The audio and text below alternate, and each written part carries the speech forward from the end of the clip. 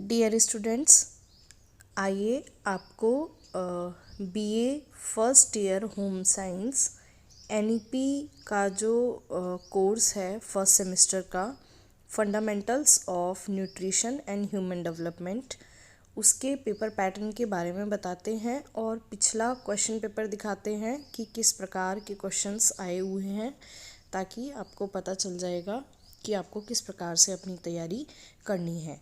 तो आप देख सकते हैं कि ये जो पेपर है ये मैक्सिमम 25 मार्क्स का आएगा और इसको करने के लिए आपको 3 आवर्स का समय मिलेगा। तो इस कोर्स का हमारा नाम है fundamental of nutrition and human development. ठीक है, तो अभी इसमें सबसे पहले नोट दिया है कि सभी खंडों से निर्देशानुसार प्रश्न हल करने हैं हमें। तो सबसे पहले हमारा खंड आ है। खंड आ में जो अति लघु उत्तरीय हमारे प्रश्न हैं, इसमें इन्होंने लिखा है सभी 5 प्रश्नों के उत्तर दीजिए। प्रत्येक प्रश्न 3 अंकों का है। अधिकतम 75 शब्दों में लघु उत्तर अपेक्षित है। मतलब सेक्शन ए में लघु उत्तरीय प्रश्न आएंगे सेक्शन ए में, और इनमें आपको 5 प्रश्न करने हैं। 3 अंकों का एक प्रश्न आपका है, तो टोटल 15 नंबर का ये अति लघु उत्तरीय सेक्शन है। तो इसमें देखते हैं क्या क्वेश्चंस दिए हैं। सबसे पहला क्वेश्चन है, what do you mean by nutrition, या पोषण से आप क्या समझती हैं।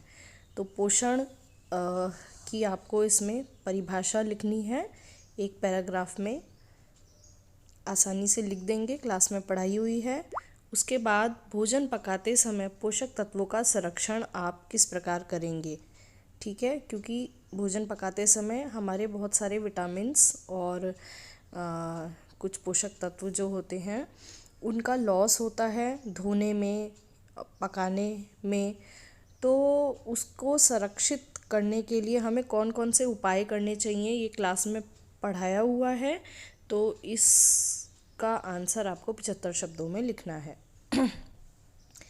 थर्ड है खाद्य खमीरीकरण। खमीरीकरण हम करते हैं, जैसे ब्रेड वगैरह जब हम बनाते हैं तो खमीरीकरण करते हैं। तो खमीरीकरण पोषक मूल्य बढ़ाता है भोजन का, और ये भी क्लास में कराया हुआ है आपको। तो आपको खमीरीकरण के बारे में इसमें 75 शब्दों में आंसर लिखना है, लगभग एक पैराग्राफ। टाइप्स ऑफ डिलीवरी जो आपको पढ़ा दिया गया है कि डिलीवरी कितने प्रकार की होती हैं, नॉर्मल, सिजेरियन, ब्रीच एक्सेट्रा, तो वो आपको शॉर्ट में इसका आंसर लिखना है। और 5वां है शैशवावस्था के विकासात्मक कार्य, डेवलपमेंटल टास्क ऑफ इन्फेंसी। ये भी आपको बताए गए हैं कि जो शैशवावस्था होती है उसकी क्या क्या विशेषताएं होती हैं, वो आपको इसमें लिखनी है। तो ये था आपका सेक्शन ए, जिसमें 5 क्वेश्चन थे, 3-3 नंबर के, एक एक पैराग्राफ में उनका आंसर लिखना है। बहुत ही आसानी से हो जाएगा, सब आपका पढ़ा हुआ ही है, तो आप समझ पाएंगे कि इस तरह के हमारे शॉर्ट क्वेश्चंस आएंगे। उसके बाद हमारा सेक्शन बी है। सेक्शन बी में हमारे लघु उत्तरीय प्रश्न हैं, और ये लघु उत्तरीय प्रश्न आपको 3 दिए गए हैं, 3 में से आपको 2 करने हैं।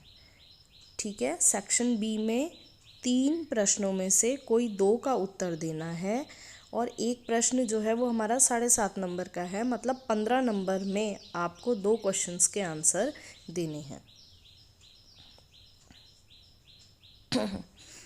तो आइए देखते हैं इसमें क्या दिया हुआ है। पहला क्वेश्चन है, जन्म पूर्व अवस्था में विकास को प्रभावित करने वाले कारक। ये बहुत ही इजी क्वेश्चन है।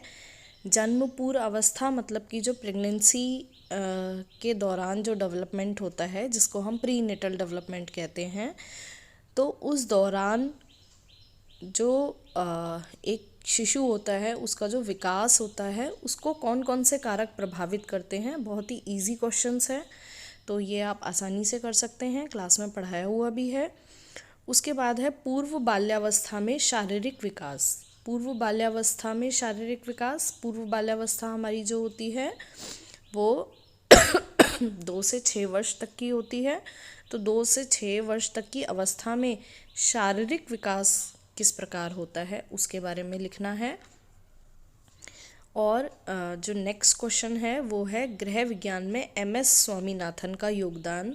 एमएस स्वामीनाथन का योगदान बहुत ही इम्पॉर्टेंट है बच्चों हर पेपर के लिए। तो एमएस स्वामीनाथन के बारे में आप पढ़ेंगे तो आसानी से इस क्वेश्चन को कर सकते हैं। तो इस प्रकार ये 3 क्वेश्चंस हैं, इन 3 में से आपको कोई भी 2 क्वेश्चंस के आंसर लिखने हैं। ये जो लघु उत्तरीय है इसमें कम से कम एक क्वेश्चन का 2 या 2.5 पेज का आंसर आपका अवश्य ही होना चाहिए। उसके बाद जो हमारा सेक्शन सी है जिसमें विस्तृत उत्तरीय प्रश्न आएंगे। Answer any 3 question out of following 5 question, each question carries 15 marks, यानी कि एक क्वेश्चन आपका 15 नंबर का है।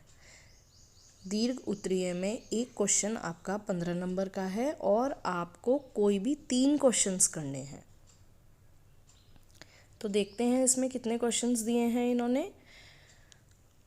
इन्होंने 5 क्वेश्चन दिए हैं और 5 में से आपको 3 क्वेश्चन करने हैं, 15 नंबर का एक क्वेश्चन है। ठीक है, तो अभी हम देखते हैं पहला क्वेश्चन क्या है। यह वंशानुक्रम या पर्यावरण नहीं, वंशानुक्रम और पर्यावरण है। इस कथन को मानव विकास के संबंध में समझाइए। इस क्वेश्चन का मतलब है कि यह वंशानुक्रम या पर्यावरण नहीं, मतलब कि आपके विकास पर या तो वंशानुक्रम का प्रभाव पड़ता है या पर्यावरण का, ऐसा नहीं है, बल्कि वंशानुक्रम और पर्यावरण है। मतलब कि वंशानुक्रम भी जरूरी है और पर्यावरण भी जरूरी है, वंशानुक्रम और पर्यावरण। तो ये आपको आराम से पढ़ाया हुआ है क्लास में कि मानव विकास जो है उस पर दोनों का प्रभाव पड़ता है, हेरिडिटी का भी और एनवायरनमेंट का भी। तो हमारा जो डेवलपमेंट है वो हेरिडिटी और एनवायरनमेंट दोनों से प्रभावित होता है। तो उसी बात को इसमें एक्सप्लेन करना है, जो आप आसानी से कर सकते हैं। सेकंड क्वेश्चन है मानव विकास की परिभाषा दीजिए, विकास के सिद्धांतों का विस्तार से वर्णन कीजिए। ये भी आपको क्लास में पढ़ाया जा चुका है कि मानव विकास किसे कहते हैं, आपको उसकी परिभाषा लिखनी है और विकास के जितने भी सिद्धांत हैं उनको आपको इसमें डिटेल में समझाना है। फिर हम देखते हैं तीसरा क्वेश्चन क्या है। तीसरा, पाचन तंत्र के कार्य विस्तार से समझाइए। तो इन्होंने पूछा है पाचन तंत्र के कार्य विस्तार से समझाइए, फंक्शंस ऑफ डाइजेस्टिव सिस्टम। तो आपको पूरा ही डाइजेस्टिव सिस्टम विद डायग्राम विस्तार से समझाना है। नेक्स्ट क्वेश्चन है भोजन पकाने की विभिन्न विधियां, उनके लाभ और हानि सहित लिखिए। बहुत ही इजी क्वेश्चंस है, आप आसानी से भोजन पकाने की विभिन्न विधियां उनके बारे में लिख सकते हैं और फिर उनके लाभ और हानि अलग अलग हेडिंग डालकर लिख सकते हैं। तो इस क्वेश्चन में आप अच्छे मार्क्स भी गेन कर सकते हैं। उसके बाद हमारा लास्ट क्वेश्चन है कि किन्हीं 2 पर संक्षिप्त टिप्पणी लिखनी है। ये हमारा लास्ट क्वेश्चन है। तो इन्होंने 5 हमें ऑप्शन दिए हैं। शैशवावस्था में सामाजिक विकास, गर्भाधान, मानव विकास के अध्ययन की आवश्यकता, खाद्य संरक्षण, परंपरागत गृह विज्ञान एवं वर्तमान में इसकी प्रासंगिकता। बहुत ही आसान हमारे 5 टॉपिक्स हैं। इन 5 में से किन्हीं भी 2 को आप डिटेल में एक्सप्लेन कर सकते हैं और वैसे ओवरऑल इन 5 क्वेश्चंस में से आपको कोई भी 3 क्वेश्चन करने हैं। एक क्वेश्चन आपका 15 नंबर का है तो आपको 15 नंबर के लिए कम से कम एक क्वेश्चन 4 पेज का अवश्य ही करना है। तो इस प्रकार आपने देखा कि बहुत ही आसान आपका गृह विज्ञान का पेपर आया है और आप इसको आसानी से मेहनत से कर सकते हैं। और बुक जो साहित्य पब्लिकेशन की है गृह विज्ञान फर्स्ट सेमेस्टर की, उसको आप परचेज़ करेंगे तो आपको सारा सिलेबस बहुत ही इजी लैंग्वेज में इसमें मिल जाएगा।